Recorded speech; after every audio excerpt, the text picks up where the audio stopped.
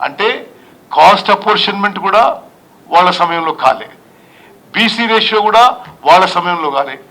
మేము ఇవన్నీ కూడా నిరంతరం ఫాలోఅప్ చేసి ఢిల్లీలో ఈ సిడబ్ల్యూసి అప్రూవల్స్కి, గవర్నమెంట్ ఆఫ్ ఇండియా అప్రూవల్స్కి ప్రత్యేకంగా ఒక కార్యాలయం తెలిసి ఇరిగేషన్ డిపార్ట్మెంట్ నుంచి నిరంతరం ఫాలోఅప్ చెప్పి, మరి మంత్రిగా నేను, సెక్రటరీలు, అదేవిధంగా ఈఎన్సీలు నిరంతరం ఫాలోఅప్ చేసి ఈరోజు Sitarama lift irrigation project CWC final approval చేసి తీసుకొచ్చినాము.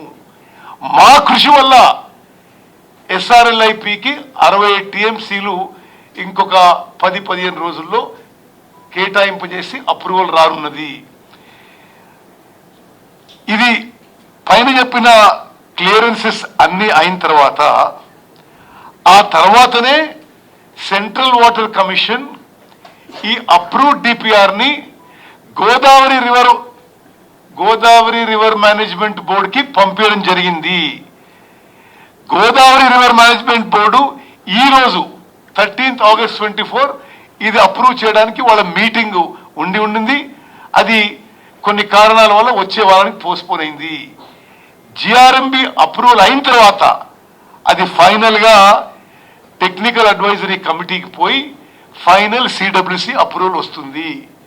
ఈ రోజు వరకు కూడా సిడబ్ల్యూసి అప్రూవల్ రాలేదు. ఆ పెద్ద మనిషి ఏమో మరి ఇవన్నీ ఈ వాస్తవ పరిస్థితులు ఉంటే వాళ్ళ టైం ఉన్నప్పుడు సిడబ్ల్యూసి అప్రూవల్ వస్తుందని చెప్పాడు. ఈ నెత్తి మీద నీళ్ళు చల్లుకుంటున్నారు ఊరికే మాట్లాడు. నాకు ఒకటే విషయం గుర్తుంది, 2014లో ప్రభుత్వం వచ్చింది. అది 2014లో ప్రభుత్వం వచ్చి కొన్ని నెలలకి ఒక హోర్డింగ్ వచ్చింది సిటీ అంతా.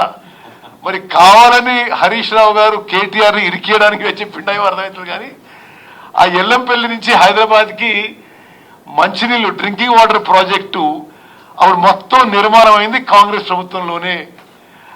ఆ హైదరాబాద్కి నీళ్లు రాగానే వాళ్ళు అధికారంలో వచ్చిన నెల రోజులకి ఎక్కడో కేటీఆర్ ఆ తలకి నీళ్లు చల్లుకొని ఆ హోర్డింగ్లు పెట్టుకుంటే సిటీ అంతా.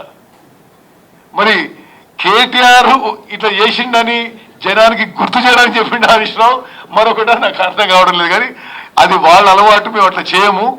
ఈ Sitaram lift irrigation project Godavari నదీ జలాలని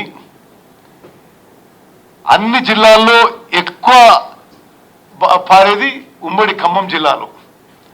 ఆ 10 నియోజకవర్గాలకి పుష్కలంగా గోదావరి నదీ జలాలు అందించాలనే ఒక దృఢ సంకల్పంతో మా ప్రభుత్వం, ముఖ్యమంత్రి రేవంత్ రెడ్డి గారు, ఉప ముఖ్యమంత్రి బట్టి విక్రమార్క గారు, మీ అందరం మంత్రులం ఒక డిటర్మినేషన్తో, ఒక మంచి సంకల్పంతో ముందుకు పోతున్నాం.